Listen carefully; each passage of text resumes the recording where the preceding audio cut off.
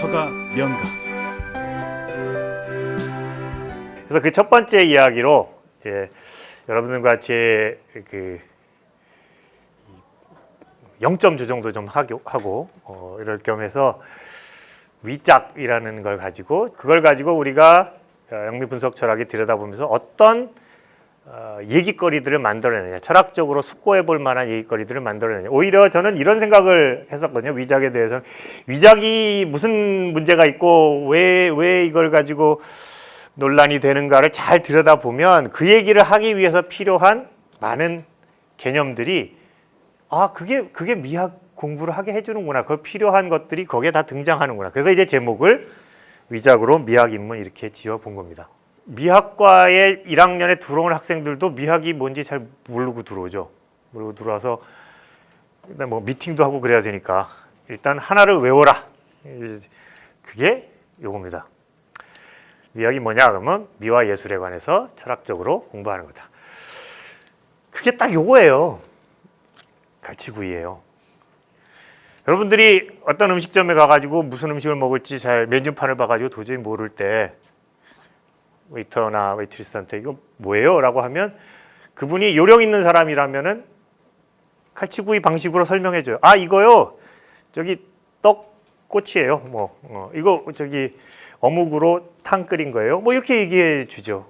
그게 우리한테 금방 와닿는 이유가 칼치구이가 금방 와닿는 이유가 우리의 가장 중요한 정보 두 가지가 들어가 있어서 그렇죠. 그죠? 뭐예요? 재료하고 조리법. 그죠? 재료와 조리법.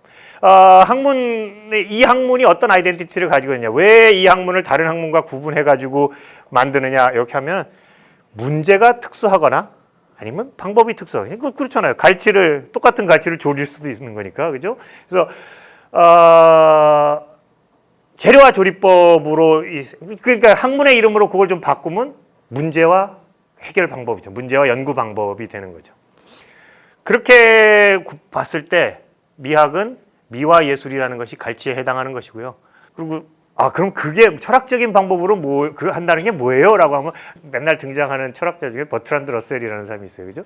버트란드 수학자이고 윤리학자이고 다 아주 위트 있는 작가이고 그랬죠. 그 사람이 철학이란 무엇인가를 설명하는데 철학이란 달 없는 금은밤에 연탄광에 들어가서 검정고양이를 바라보고 있는 것이다.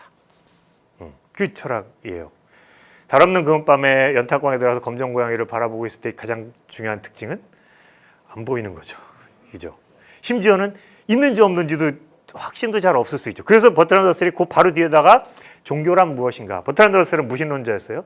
종교란 무엇인가? 종교는 달 없는 금은밤에 연탄광에 들어가서 검정고양이를 바라보는데 거의 고양이가 없는 경우다.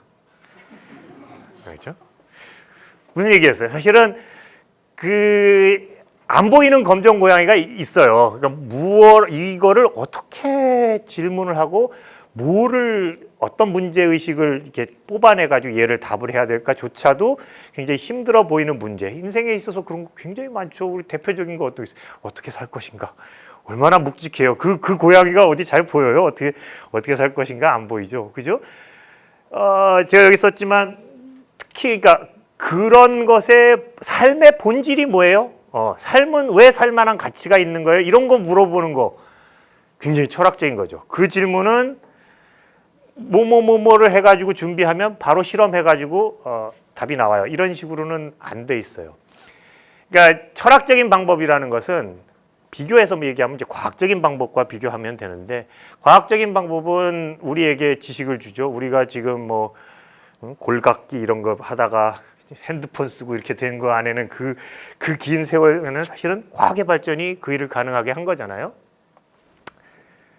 그 과학이 세상을 잘 관찰하고 실험하고 가설을 세우고 검증하고 통계를 내고 일반화시키고 이런 방식으로 해서 우리에게 새로운 지식들을 엄청 많이 전달해 줬고 그게 우리의 오늘날을 만들었지만 그게 항상 2% 부족한 부분이 있는 거죠. 그게 지금 말씀드린 대로 그것의 본질은 무엇이냐, 어떤 가치가 있느냐 같은 질문은 실험이나 경험이나 관찰을 통해 가지고 잘 답이 안 되는 거예요. 그러니까 문제를 어떻게 만들어야 될지조차도 고민스러운 부분이죠.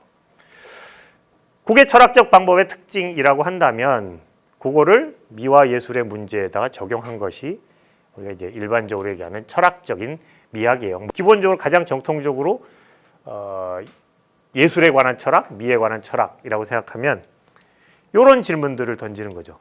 아름다움이란 무엇인가? 또 아름다움도 엄청난 검정 고양이죠. 그죠? 아름다움이 뭐냐 이렇게 척 대답하실 수 있는 분 있으세요? 생각 많이 해봐야 되는 거죠. 무엇을 아름답다고 해야 되는가? 심지어는 아름답다라고 할 때 나는 무슨 일을 하고 있는 건가? 뒤에도 나오겠지만 한번 생각해 보세요. 아름답다라고 할 때 나는 요 대상이 1번 내 마음에 든다라는 얘기를 하는 거다.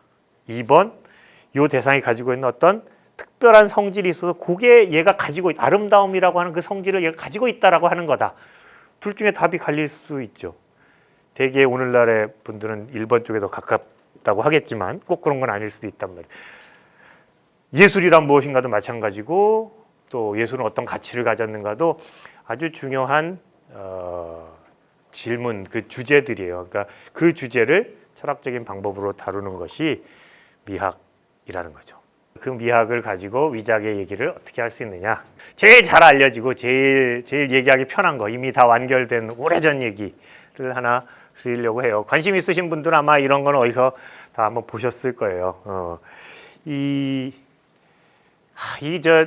네덜란드 분이라서 발음이 우리가 저는 잘 몰라요. 옛날에는 그냥 영어식으로 해서 미허른이라고 그러는데 요즘 제대로 하면 이제 메이헤른이라고 하고, 베르메르도 마찬가지죠. 베르메르도 베르미어라고 하기도 하고, 발음이 정확한. 그러니까 저희 아는 거스 히딩크 이분도 거스가 아니더라고요. 우스 뭐 이런 쪽에 가까운 발음이라서 어떻게 써야 될지는 모르는데, 하여튼 이 메이헤런이라는 사람이 베르메르, 요 잘 아시는 진주귀걸이를 한 소녀를 비롯해서 굉장히 뛰어난 네덜란드의 뛰어난 작가이죠. 이 사람의 작품을 위조한 역사적으로 아주 유명한 사건이 있습니다.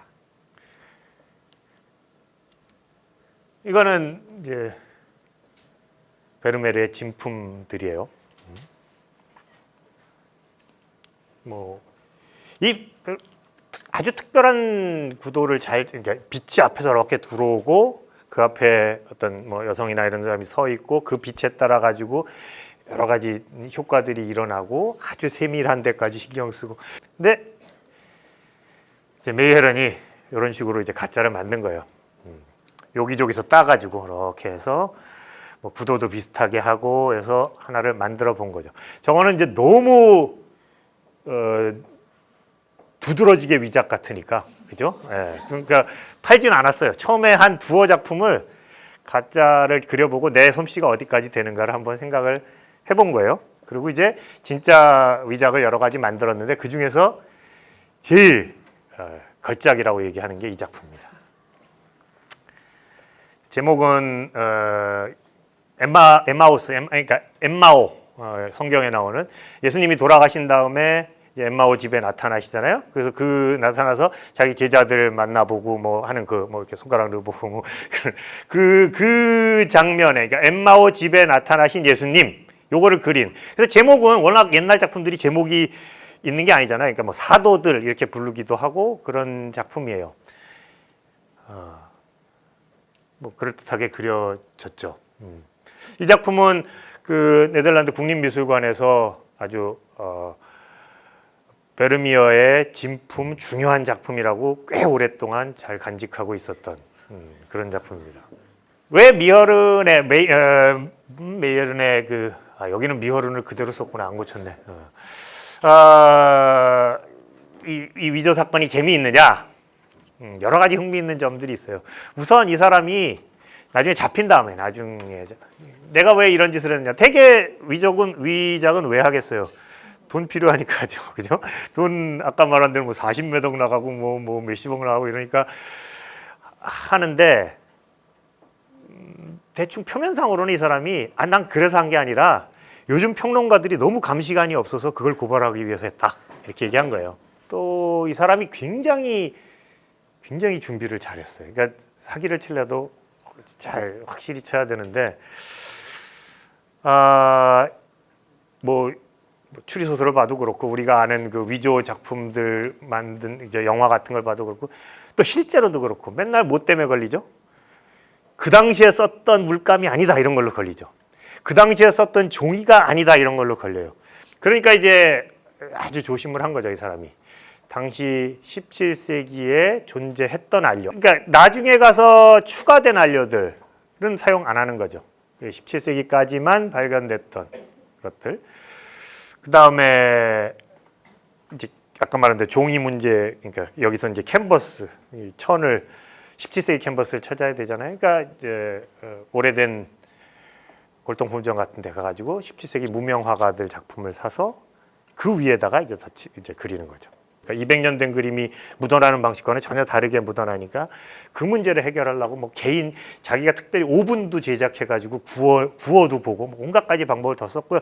제일 저한테 이제 인상적으로 와, 이 정도 사기치려면 이 정도 준비는 해야 되는구나 하는 게 이제 그렇게 해서 오븐에서 한번 구워내면 그 표면이 금방 그림인데도 이제 까닥까닥해진단 말이에요. 마치 크라상 표적 그것처럼. 그럼 그거를 이렇게 드럼 같은 데다 이렇게 감아요. 그러면 어떻게 되겠어요? 우리 크라상 누를 때 하듯이 까작까작까작까작 이렇게 깨지겠죠. 오래된 유화는 말라가면서 금이 가잖아요. 그죠? 그래서 그 금을 실제로 만든 거예요. 근데 그 금이 그냥 금만 있으면 안 되잖아요. 금 사이에 한 200년 된 먼지가 껴야 되죠. 그러니까 그렇게 해서 금을 내고 그 위에다 까만 잉크를 다 바르고 다시 표면을 닦아내고 그래서 그 골 사이에 까만 잉크가 끼어서 마치 오래된 먼지인 것처럼 보이도록 하고 아주 노력을 많이 한 사람입니다. 그 다음에 이제 이 아까 그 최고의 작품이라고 한 거, 그게 왜 그 수많은 사람들을 그렇게 속일 수가 있었느냐 하면 뭐 아실 거예요. 카라바조라고 유명한 이제 이탈리아 작가이죠. 이 베르미아 전기에 그 사람이 쓴 수기나 뭐 이런 것들을 모아놓은 거에 보면 이탈리아 여행을 한번 간 적이 있었대요. 그리고 거기서 카라바조의 작품 앞에서 너무 감동을 했다. 그런 기록이 남아 있는 거예요. 그게 아마 이제 이런 거라고 생각이 되는 거죠. 물론 이 위조가의 입장에서는 그렇게 상상력을 발휘하는 거죠. 이 작품 앞에서 엄청나게 감동을 받았나 보다. 그러면 이렇게 정도 그리지 않았을까? 이렇게 한 거죠. 정말 만약에 카라바조의 영향을 받은 베르미오가 그렸다고 했을 때 이런 게 나왔다고 한다면 전문가들 입장에서는 어떤 그겠어요. 이게 우리가 못 찾아서 그렇지 분명히 카라바조의 영향을 받은 작품이 어딘가 하나 있을 거야 했다가 저게 뚝 나오는 순간 봐 있잖아 이렇게 되는 거죠. 그죠? 그러니까 벌린 입에다가 이렇게 떠주는 것 같은 정말 머리를 잘 쓴 거예요. 그죠? 그래서 저 작품은 끝까지 포기 안 한 평론가들이 꽤 많았어요.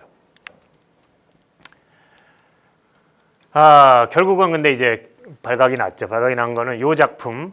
그리고 이제 그 뒤로 가면서 이런 종교화들을 막 그렸는데 갈수록 품질이 너무 나빠져요. 사실은